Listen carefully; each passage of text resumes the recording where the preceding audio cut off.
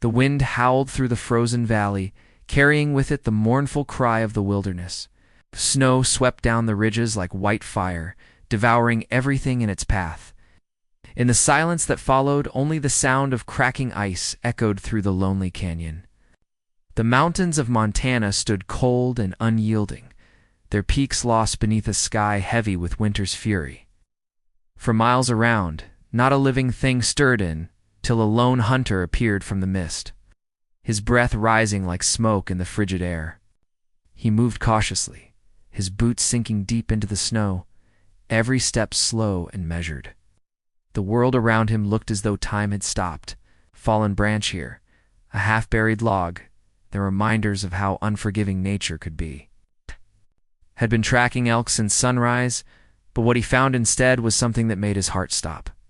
Beneath a broken pine, half buried in the avalanche's white shroud, he saw the faint outline of a human form. For a moment, he thought it was just his eyes playing tricks on him. But then he saw a hand, pale and trembling, trying weakly to push through the snow. "Hold on tight," he shouted, his voice cutting through the silence. Dropped his rifle and rushed forward, his heart pounding harder than it ever had before. The snow was deeper than he'd imagined, swallowing him to the knees, but he didn't stop. He clawed through the icy crust with his bare hands until his fingers struck fabric. A woman lay beneath, her face ghostly against the cold, her dark hair matted with frost. She was barely conscious, her lips blue, her lashes heavy with ice. He brushed the snow from her face, calling out to her again, but she didn't answer. For a terrifying second, he thought she was gone. Then he felt a faint breath against his hand. She was alive, but just barely. He wrapped his arms around her, pulling her free from the snow's suffocating grip. The avalanche had come down hard from the ridge above, burying everything in its path. There was no sign of a camp, no footprints, no tracks, just endless white stretching into the horizon. Whoever she was, she'd been out here alone for far too long. The hunter took off his fur coat and wrapped it around her. "You're safe now," he murmured, though he wasn't sure she could hear him. The wind was rising again, sharp and cruel, whispering through the trees like a warning. Knew they couldn't stay there. If they did, the mountain would claim them both before morning. He looked toward his horse, a sturdy chestnut mare that stood a few yards away, snorting clouds of steam into the cold air. He had to move fast. He lifted the woman gently, her body light as a child's, and struggled toward the horse. Every step felt heavier than the last. She stirred slightly, her eyes fluttering open for a brief second. They were dark and full of confusion. "Where am I?" she whispered weakly, her voice almost lost in the wind.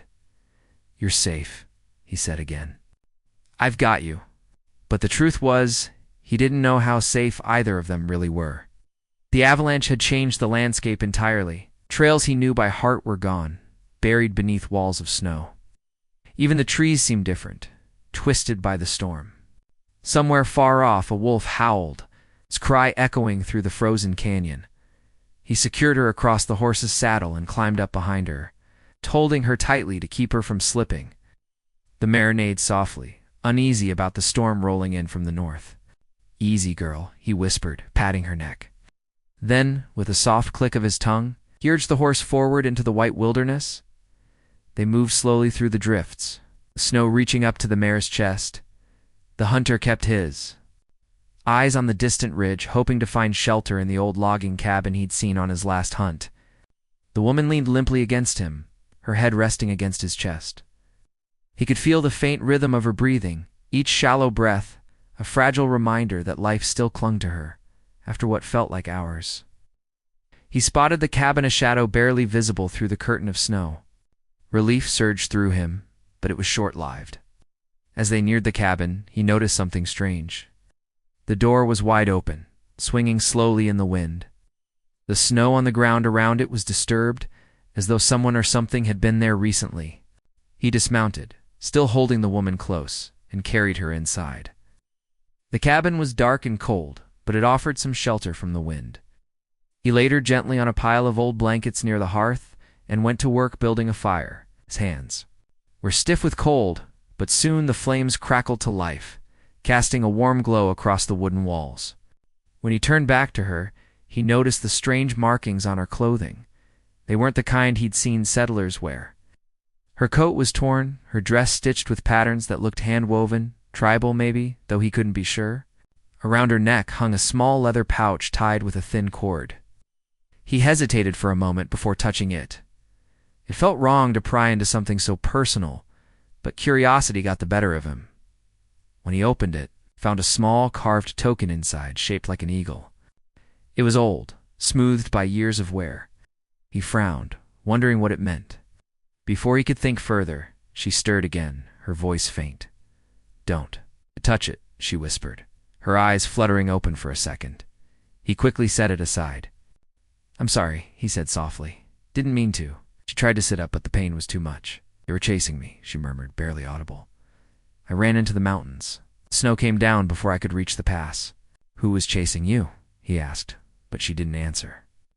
Her eyes rolled back, and she slipped into unconsciousness again. He sat there for a long time, staring at her face, trying to make sense of what she had said. Who would chase a woman through the mountains in weather like this? Bandits? Soldiers? Or something else? The questions twisted in his mind as the fire crackled softly beside them. Outside, the storm raged on. The wind slammed against the walls of the cabin, and the snow piled high against the door. He threw another log on the fire and turned his attention back to the woman. Her breathing had steadied, but her skin was still cold to the touch. He covered her with another blanket and sat beside her, watching her face in the flickering light. Then he heard a distant noise, faint but unmistakable. Hoofbeats. Someone or several someones were out there in the storm, moving closer. He grabbed his rifle and crept toward the window, peering through the frost-covered glass. Through the swirling snow, he saw shadows moving between the trees. He felt his stomach tighten. Whoever they were coming fast. He looked back at the woman lying pale and still by the fire, and knew in that moment that her life and his had just become tangled in something far greater than an avalanche. The sound of the horses grew louder, tightened his grip on the rifle, and took a slow breath. The wind blew open the door with a sharp crack, sending a burst of snow into the cabin. He raised his weapon toward the lightless storm outside, ready for whatever was coming next. And then, from somewhere out in the darkness, a voice called his name. The wind howled again, rattling the cabin door as the hunter froze in place. That voice outside, he knew it. It came muffled through the storm, but there was no mistaking the deep tone that carried his name. He hadn't heard it in years, not since the last trapping season down south near the river. For a moment, his breath caught in his chest. He stepped back from the window, his rifle steady but his mind racing.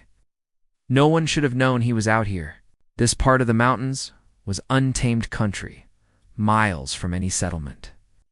Where only wolves and desperate men wandered, he glanced back at the woman lying near the fire. Her face had softened under the glow of the flames, but her color was still pale. Whoever those riders were, he couldn't let them find her not until he knew who she really was and what she'd run from. He whispered under his breath, "Stay quiet," though she was still unconscious. Then he moved toward the door, his boots silent on the wood. Outside, the hoofbeats slowed, crunching through the snow just beyond the tree line. He could make out 3, maybe 4 horses. Shadows shifted between the pines. A voice shouted again, closer this time. "You in there? We know you're here." The hunter's pulse quickened. He had 2 choices: stay silent and risk being surrounded, or step out and face whatever was coming. The storm might have covered their tracks, but it had trapped them both as well. He tightened his grip on the rifle and eased open the cabin door. The world outside was a blur of white. Snow whipped through the air like smoke, making it hard to see more than a few yards ahead. But there, half hidden by the blowing snow, he saw them. 3 men on horseback, cloaked in heavy coats lined with fur. Their hats were pulled low, their faces shadowed, but even from a distance, he could tell they weren't travelers lost in the storm. The way they moved slow, deliberate, told him they were searching for something. He didn't call out. Instead, he ducked back inside and shut the door quietly. His breath fogged in the cold air as he thought fast. The woman had said they were chasing her. Could these men be the ones? If they found her here, things could turn bad fast. He moved to the fire, threw a blanket over her, and whispered, "Don't make a sound." Then he grabbed his coat and turned the lantern down low. The horses stopped right outside. The sound of boots hit the snow. Someone approached the door and knocked, slow and hard. "Evening, stranger?" A voice called, rough and cold. "You mind letting us warm up by that fire?" The hunter said nothing. Another man spoke up, his tone sharper. "We're looking for someone. Girl. Came through this way before the avalanche hit. You seen her?" He could feel the tension rise in his chest. He looked toward the woman again, lying motionless near the fire. Her lips moved faintly, as if she were dreaming.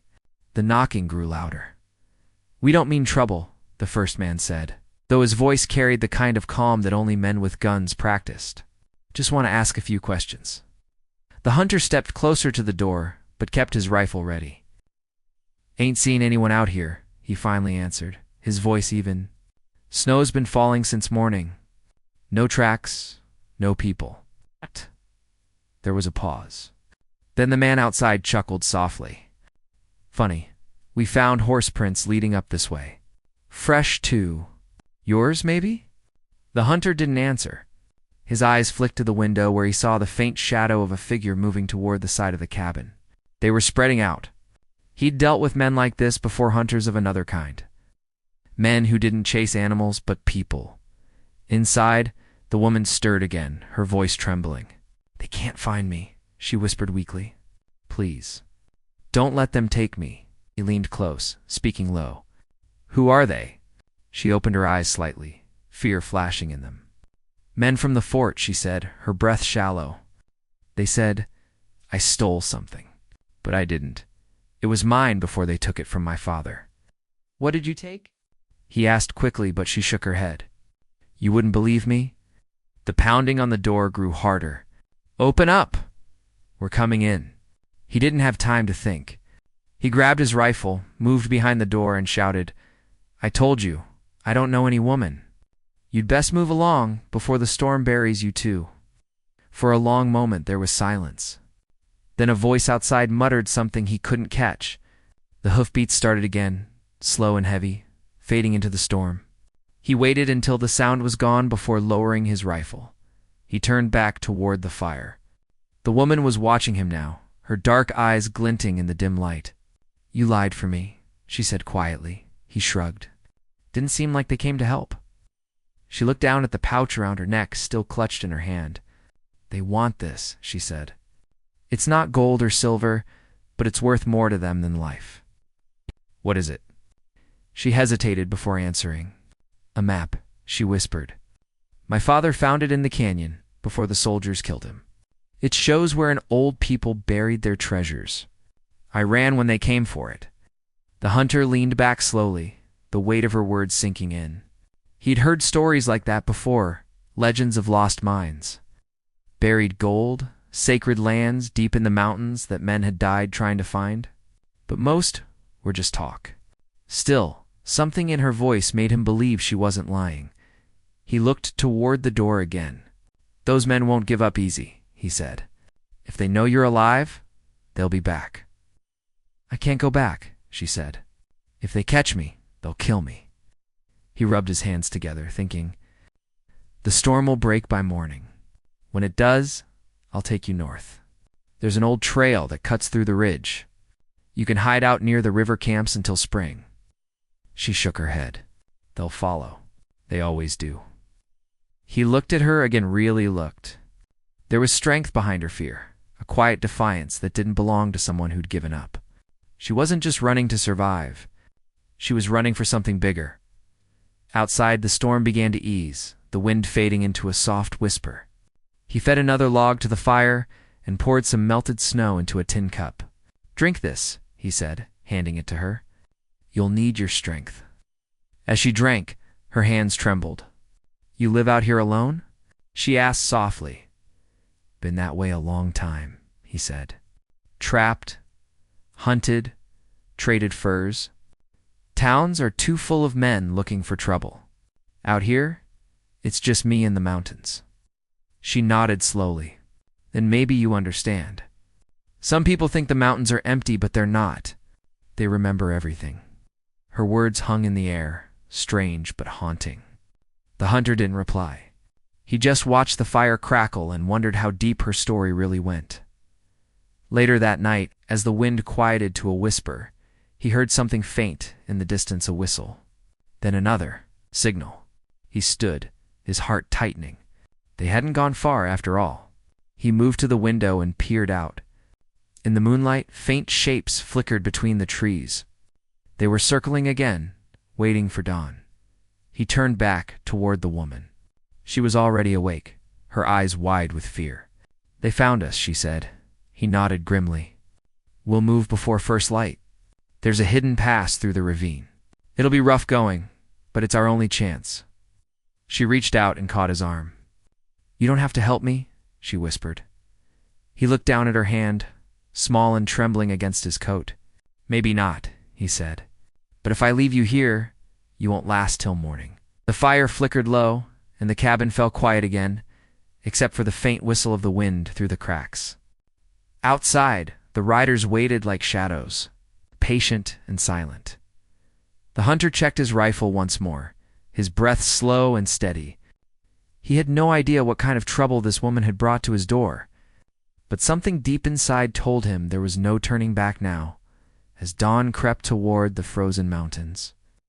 A faint light touched the snow outside.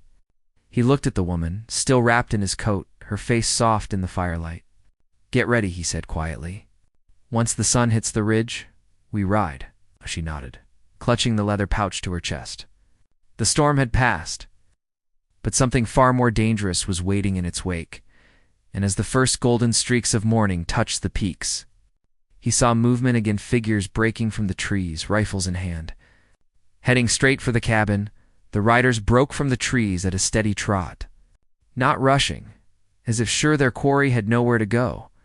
The hunter felt the floorboard tremble under his boots and knew the cabin would not hold a siege.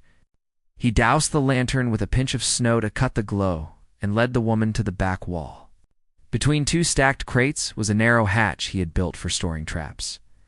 He lifted it, and cold air washed his face from the crawlspace that opened into the lean-to behind the cabin. "We take the ravine," he said. "Stay close to the mare. Keep your head down and do not speak unless you must." She nodded. Her fingers clutched the leather pouch so tightly the cord cut white lines across her knuckles. When they slipped into the crawlspace, a fist hammered the front door. A second blow followed, then a voice that tried to sound friendly and failed. The hunter let the words drift away. He felt for the back latch, eased it open, and tasted the clean sting of morning. The sky was a pale iron color, and the snow gave off a faint blue light. He led the woman to the horse, lifted her up, and swung into the saddle behind her. The mare shivered but kept still under his hand. They slid off the packed yard into the shelter of firs. The hunter guided the mare along the shadowed edge where the snow crust held their weight. The front door cracked open behind them and a shout rose, then the thud of boots. He pressed his knees and the mare lunged into a loping climb. Branches whipped their coats. Powder burst around them and closed again. A rifle barked. A dry twig snapped off near his ear and vanished into the drifts. They dropped into the ravine, and the world changed. Wind died. Sound dulled. Only the muffled churn of hooves and their breaths showed they were still moving. The walls lifted on both sides, rimmed by pines. A narrow winter creek ran under a cap of ice, its talk soft and constant. The woman leaned back against him without meaning to, spent from the cold.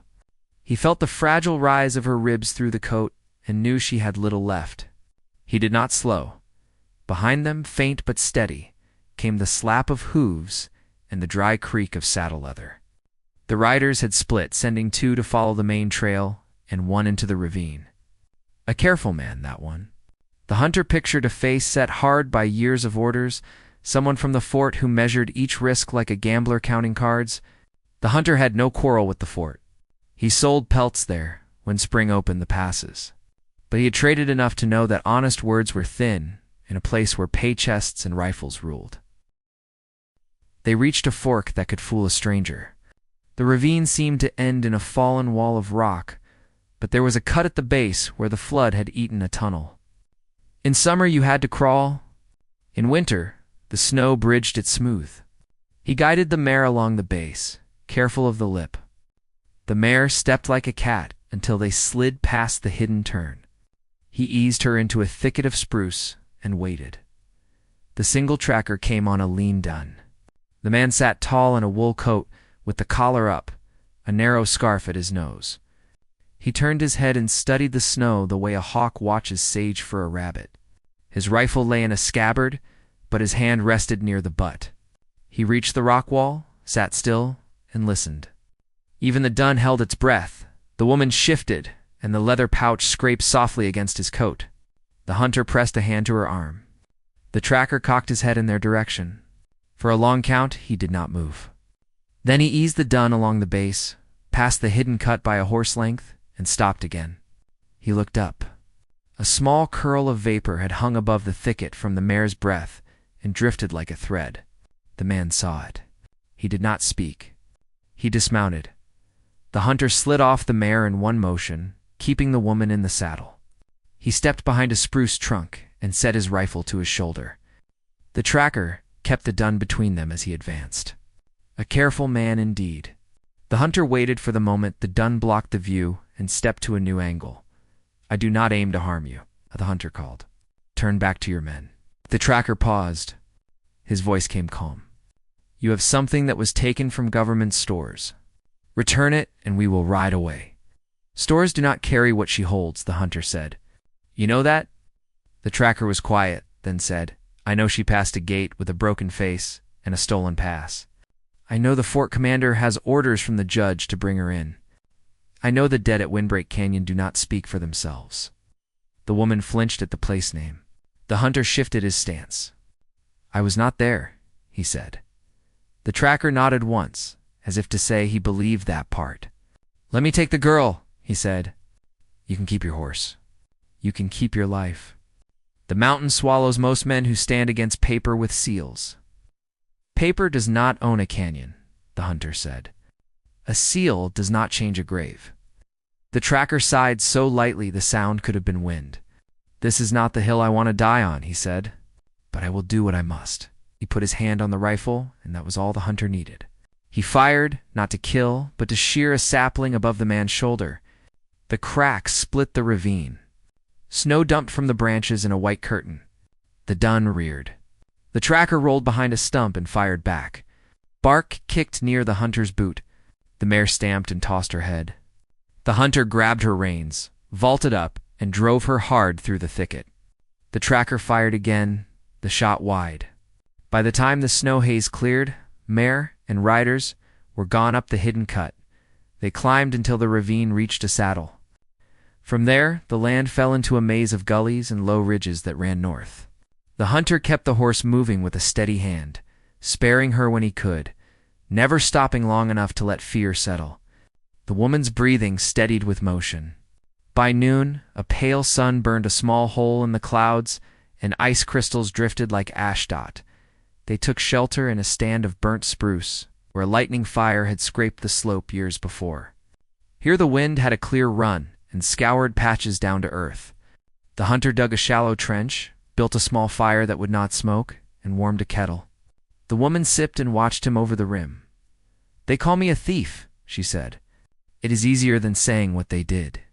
"Tell me," he said. She looked beyond him to the black spruces. "My father guided survey men through the canyon 2 winters ago. They marked rocks with paint and carried a chain to measure the land. He led them to shelter when storms hit. He showed them safe crossings where the river undercut the ice. When spring came, more men arrived with sticks that burned like stars. They said the canyon would be cleared for a new road to carry wagons. They said the graves were old and could be moved. My father told them some places are older than paper. He showed them a cave where carvings told stories. They laughed and asked where the gold lay. Her hand went to the pouch. He said there was no gold, only markers that showed where the old people crossed with the seasons. They took him anyway. I went to the fort to ask for his body. They said he had attacked a guard. They would not show the place where he fell. That night I found the map in his things. It was not a treasure map. It was a warning. Lines that showed loose rock winter waves, sacred ground. I took it and ran. The hunter stared into the small fire. He thought of the judge at the fort, a man who believed the land could be stacked in ledgers. He thought of men whose winter pay came from lines drawn on places they did not know. He had no right answer.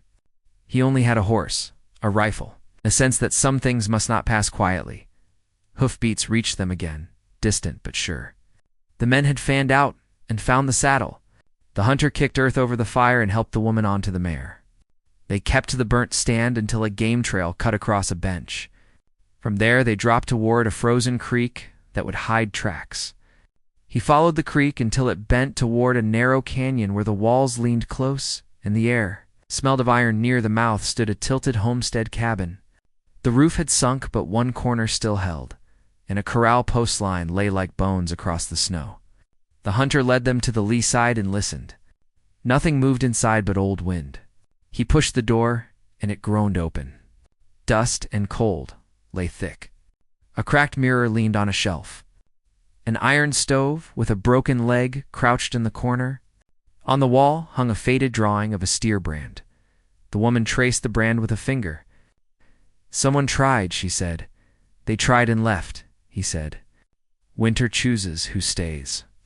He barred the door and set a tiny fire in a coffee can with shavings, enough to heat a pan and warm numb fingers. While they rested, he checked the walls for loopholes he could use if it came to a fight. He found an old hunting bow tucked in the rafters and a coil of snare wire in a box. He took both. Hooves sounded again, closer now. Riders drifted along the creek like shadows on milk. The hunter saw 3 through a crack, then a 4th far back on the ridge. The careful tracker had found them. The men paused at the bend and studied the homestead. 1 raised a glove, and 2 slid off their horses. The hunter leaned close to the woman. "There is a crawl under the stove," he said. "Get in and do not move. Hold the pouch flat so it will not catch." She stared at him. "What about you?" "I will slow them," he said. "I am better at that than most things." She touched his sleeve. "You could ride away," she said. "I do not hold you to this." He almost smiled. "That horse is half mine now," he said, "and the other half does not run from a cornered doe."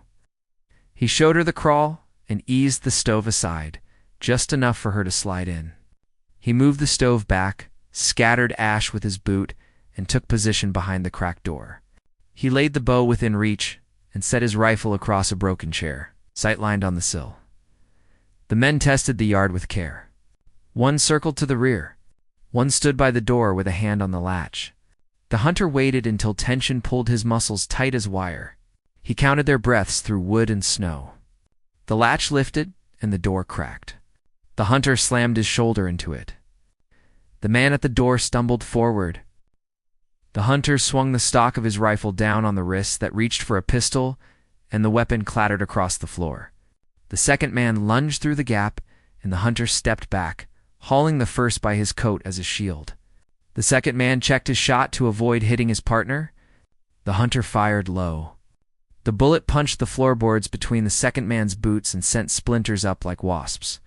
The man lunged sideways and crashed into the broken stove, which groaned and shifted. From the rear window, a third man fired, and the mirror burst in bright shards. Smoke and noise filled the small room. The hunter dragged the first man hard and shoved him into the second. Both hit the stove, and the iron leg snapped free. The heavy box dropped an inch. The hunter's stomach lurched. He saw the crack along the base shift. He heard a small gasp below the stove that only fear could make.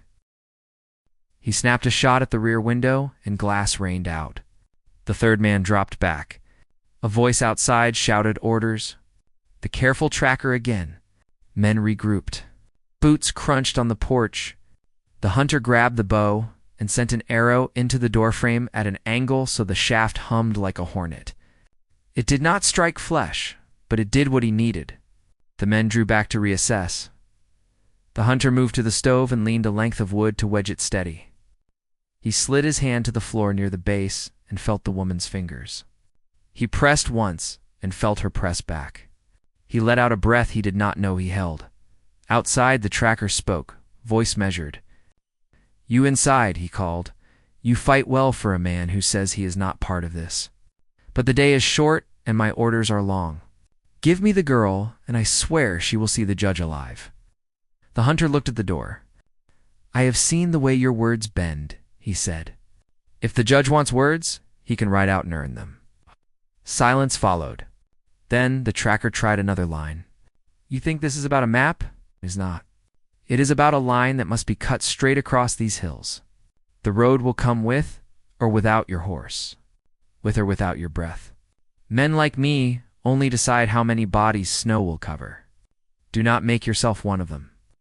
The woman's fingers tightened around his hand under the stove. The hunter felt heat rise behind his eyes. He thought of the first time he had learned what a straight line costs when drawn across a crooked country. He had watched a creek dammed to float logs and seen a meadow drown. He had said nothing then. He would not stay silent now. He gathered the fallen pistols, eased the door open a hair, and slid the weapons onto the porch where the men could see he had no interest in blood for its own sake. "Ride back," he said. "Tell your commander the mountain is closed. Tell him the canyon keeps its dead. Tell him spring will not melt what he has done." The tracker did not answer. Time stretched thin. A distant coyote yipped once, then stopped as if it too was listening. Snow ticked from the eaves in small puffs. Boots shifted. A match flared outside, and the edge of the door glowed for a heartbeat. The scent of raw kerosene lifted. The hunter's jaw set. Fire was a language that ignored all talk. He grabbed a water bucket from the corner and found it frozen to the bottom. He kicked the broken leg of the stove into the pail, shattered the ice, and lifted a slosh to the door just as a bottle rolled in and broke against the threshold. Flames licked along the sill. He doused them with a hiss, then flipped the empty bucket back to the corner. The tracker laughed once, thin as a knife. "We will not burn you," he said. "Not while the judge wants what she carries. We will wait." The hunter knew the truth of that promise. Winter taught patience to any man who wished to live. The riders set a ring beyond rifle reach. Horses blew steam. Men built small fires behind windbreaks. The tracker posted one on the ridge and one by the creek bend. The noose closed without a rope. He thought fast. There was a wash below the cabin that tunneled under the creek bank. In summer, beavers used it. In winter, it iced over in a shell that could carry a careful body. If he could get there unseen, he could draw the ring wide while the woman slipped the other way. He sketched the idea in the ash at his feet, then wiped it clean and moved the stove an inch to whisper through the crack. "We will split," he said. "I will pull them to the ridge. You take the creek tunnel. Follow the ice until you see birch with black scars in the bark. Beyond it lies a cut that opens into the timber company road. Hide by the berm and wait." Her eyes flashed in the dark. "You will be alone," she said. "I have been alone before," he said. "The difference now is that someone is counting on me." She was quiet, then asked the question he had been dodging since the avalanche. "Why are you helping me?" He looked at the sagging roof, at the old brand on the wall, at the broken mirror that showed a man older than he felt. "Because I know what it is to be buried by a thing you did not start," he said. "And because you were left in the snow like a lost calf, no one with a breath in his body should pass such a sight and ride on." She squeezed his hand again and let go. He set the wedge firmer under the stove and rose. Outside, the ring tightened by inches. The tracker waited like a clock, sure that time was a hammer on his side. The hunter slung the bow, checked his rifle, and studied the cracks that gave him views of the yard and the creek. He counted men, fires, and angles. Snow began again, small and steady. It would cover tracks if he lived long enough to make them. He took a breath that tasted of iron and wood smoke. Across the room, the woman pressed herself flat beneath cast iron and old soot, the pouch held to her heart. Outside, the careful man stared at the door of the tilted cabin planned the next turn. The creek under the bank whispered like a secret ladder. The mare at the corral post lifted her head as if she had heard something only horses know. In the distance, a thin light opened along the cloud edge, a pale promise that meant nothing to men locked in a winter standoff. The hunter chose his exit and set his hand on the latch. The next move belonged to him, and he knew the price of it would echo through the canyon long after tracks were gone. Snow kept falling. Soft but relentless, settling over the cabin and the circle of men waiting outside. The hunter knew time was closing in. Every drift that thickened around the door made escape harder, yet it was the storm's cover that kept them hidden. He crouched by the stove and whispered to the woman. Her eyes were alert, reflecting the dim firelight, and her hand still clutched the pouch as if it were her heartbeat itself. She nodded when he told her the plan again. When he left, she would count to 100, then crawl through the tunnel beneath the creek and follow the birch trees. She had to move fast, even in the cold. He would draw the men away, lead them up the ridge, and circle back later. He didn't say how unlikely that was. She already knew. The hunter stood, pulling his coat tight, the fabric stiff with frost. He checked his rifle, loaded 2 spare rounds into the chamber, and slung the bow across his back. His eyes met hers once more before he slipped out through the narrow back wall. The snow met him like a wall of silence. The moon was only a faint glow behind clouds, just enough to turn the world silver and ghost-like. The horses outside shifted restlessly, their outlines blurred by the swirling flakes. The men's campfires flickered in the distance, 3 small lights across the white field. He could see the figures moving, dark shapes pacing and whispering. Unaware that the storm was about to turn against them, he moved along the ridge, crouching low. The snow muffled his steps, and every few yards he paused to listen. His breath was shallow, steady. Then, faintly, he caught the sound of crunching snow, someone moving along the creek below. He recognized the rhythm of the careful tracker's steps. The man was checking the back slope, likely expecting him to make a break for it. The hunter smiled grimly. At least the man thought like he did. That meant he could predict him. He waited behind a cluster of pines until the tracker passed below, then tossed a small rock toward the opposite ridge. It thudded into the snow, just enough sound to make the tracker stop and turn. The hunter moved fast, sliding down behind him like a shadow. The man never heard him coming. In one quick motion, the hunter pressed the rifle barrel against his back. "Quiet," the hunter said. The tracker froze. "You're making a mistake," he said calmly. "Maybe," the hunter replied. "But it's mine to make." "Can't win," the man said. "We've got orders." "She'll never get off this mountain. It depends on who gives the orders," the hunter said. "And who keeps them." The tracker turned slowly, meeting the hunter's eyes. There wasn't fear, there only something colder, like understanding. "You think you're saving her," he said, "but you don't know what's inside that map. You think it's treasure? It's worse than that. It shows where the veins run the iron, the oil, under this land. They'll kill for it. They already have." The hunter's grip tightened on the rifle. "Then why chase her?" "Because I follow orders," the tracker said softly. "And because I've seen what happens when men don't." The hunter hesitated, watching the snow melt on the man's lashes. Somewhere behind them, a horse whinnied. "Then walk away," he said. "I can't," the tracker said. "You'll shoot me before I do. Not if you turn around first," the hunter said. The tracker studied him a moment longer, then slowly turned and began walking up the ridge, his steps careful. For a heartbeat, the world felt almost still. Then the sharp crack of a rifle split the air. The tracker jerked forward and fell face first into the snow. The hunter dropped to one knee, eyes scanning the tree line. Another shot tore past him, splintering bark inches from his head. The other men had spotted movement. He fired back once, just to scatter them, then ran low along the slope.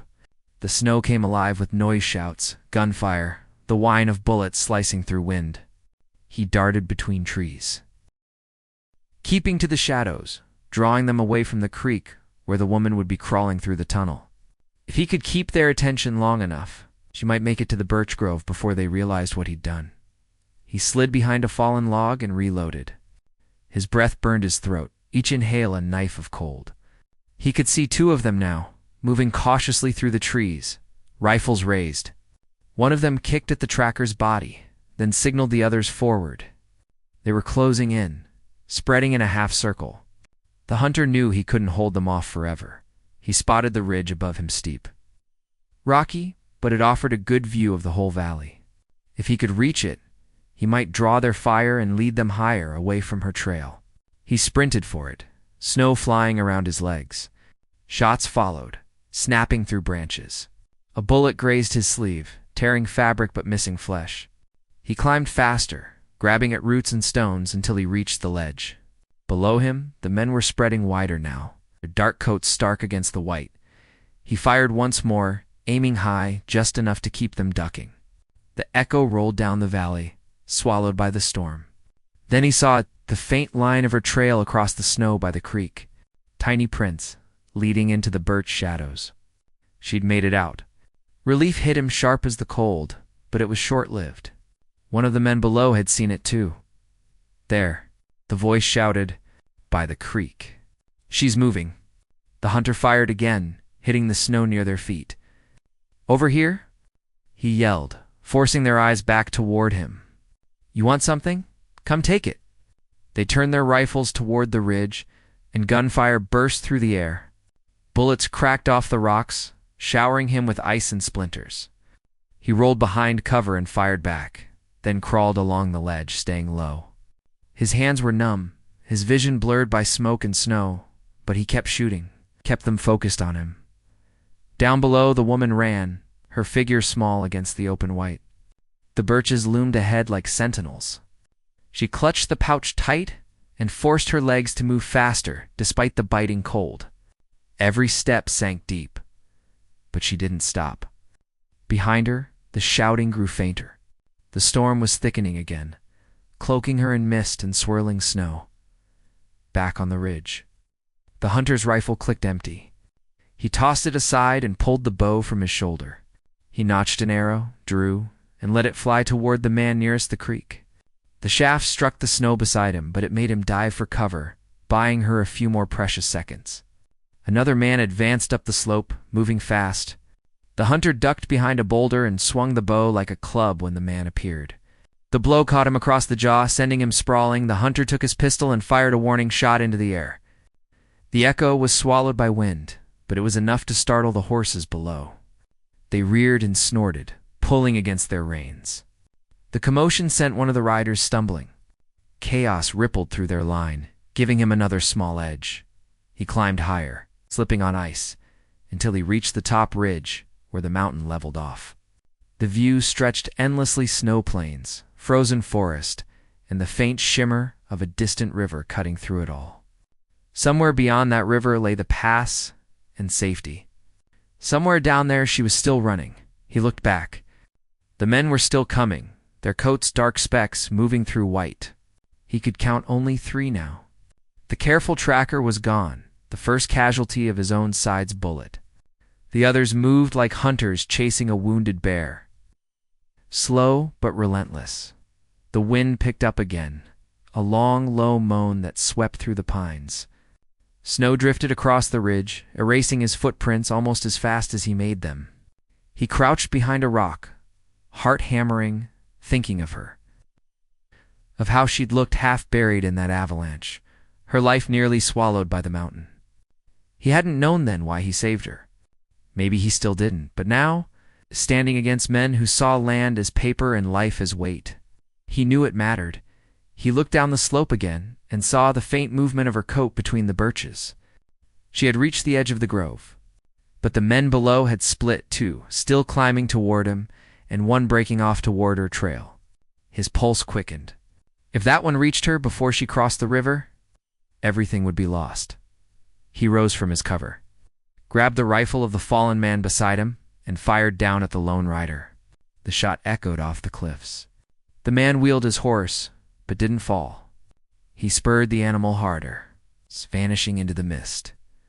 The hunter slung the rifle over his shoulder and began running down the opposite side of the ridge. He slid on his knees, grabbed at branches, half falling and half running. The world blurred with motion and wind. He didn't stop, didn't think. He followed the creek's bend until he saw her again, running, stumbling, clutching the pouch like her soul depended on it. The rider was close now, barely 50 yards behind, his coat flapping like a dark flag. The hunter raised the rifle. The wind tore at his aim, snow whipping across his face. He steadied his breath and squeezed the trigger. The gun kicked back, the shot rang, and the rider's horse reared, screaming. The man tumbled into the snow, his rifle skidding across the ice. The woman stopped, gasping, and turned. Their eyes met through the swirling flakes. For the first time since the avalanche, she smiled. But before either could move, another shot cracked through the valley, and the hunter stumbled, dropping to one knee. He pressed a hand to his side and saw blood seeping through his coat. The last two men were closing in from the ridge above, rifles aimed.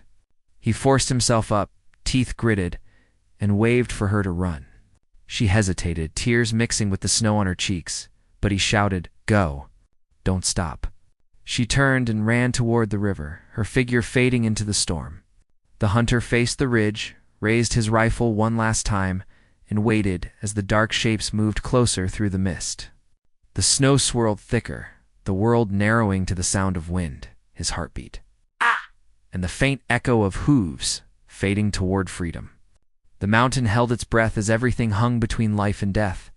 Between sacrifice and salvation right before the storm broke loose again, the snowstorm raged with renewed fury, swallowing the mountains and blurring the world into a haze of white. The hunter knelt in the drift, one hand pressed against his bleeding side, his breath rising in short clouds that vanished into the storm. His strength was slipping, but his eyes stayed fixed on the faint line of the river below where the woman had run. Somewhere down there, she was still alive. That was enough to keep him standing. The last two riders moved slowly now, their outlines faint through the swirling snow. They thought they had him cornered, but the mountain was turning against them. Wind tore through the trees, snapping branches, hurling snow in every direction. The hunter took cover behind a fallen pine and steadied his rifle, waiting. The men advanced, cautious but confident. Unaware that the ice beneath them was thinner than it looked, he aimed low and fired. The shot struck the snow near their boots, cracking the ice open beneath one of the horses. The animal screamed, plunging its front legs into the freezing water. The rider shouted, trying to pull it back, but the horse went down, taking him with it. The second man hesitated, unsure whether to run or fight. That moment's pause was all the hunter needed. He rose from his cover, blood staining the snow behind him, and fired again. The shot hit the man's rifle, knocking it from his hands. The man stumbled backward and fell hard.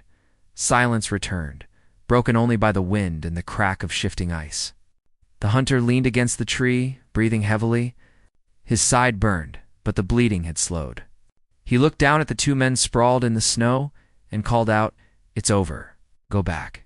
Tell your judge the mountains don't bow to paper." Neither of them answered. The one trapped in the water struggled to free himself, but his movements grew weaker. The other crawled toward his horse, coughing from the cold. The hunter lowered his rifle. He could have left them there, but something inside him refused. He moved closer, kicking a branch across the hole in the ice to pull the man free. The rider gasped, eyes wide with shock, not understanding why the man he tried to kill was saving him. "Get to your horse," the hunter said quietly. "Ride back to your fort. Tell them the land belongs to no one." The man didn't argue. He climbed shakily into the saddle and turned away without another word. When he disappeared into the storm, the hunter sank to his knees, too tired to move. The world tilted, and for a moment he thought the snow itself was carrying him away. When he woke again, the storm had passed. The mountains lay calm under the pale light of morning. The sky was soft and blue, and the river below glittered like a ribbon of silver. He groaned as he sat up, his body stiff with cold. His wound throbbed, but it wasn't deep enough to kill him. He tore a strip from his coat and bound it tight. Then he began the slow walk down toward the valley. It took him hours to reach the riverbank. The trail was faint, almost erased by new snow, but he could see small footprints leading toward the woods. He followed them through the birch trees, past the frozen creek, until he saw smoke rising from a hollow ahead. A small fire burned under a makeshift shelter of branches. She was there, huddled beside it, wrapped in his old coat. Her hair hung damp over her shoulders, and when she saw him, her eyes filled with tears. "You're alive," she whispered. "Barely," he he said, smiling faintly. "But I'm here." She ran to him, helping him to sit by the fire. His hand shook as he reached for the warmth. The heat felt like life itself, burning against his frozen skin. She pressed a folded cloth against his wound and looked up at him. "You shouldn't have come back," she said softly. "You should have saved yourself." "Couldn't leave you," he said. "Not after everything." They sat in silence for a while, listening to the fire crackle.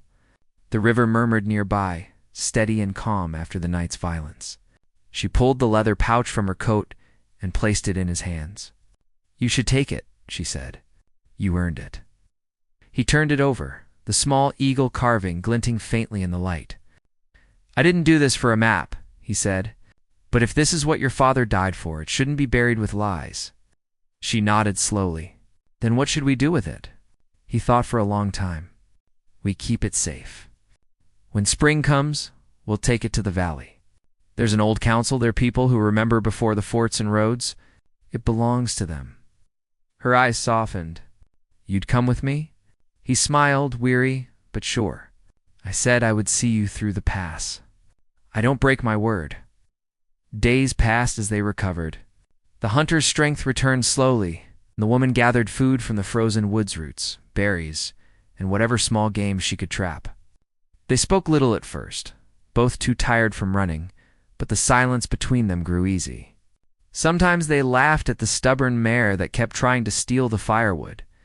Sometimes they simply watched the snow melt into the river.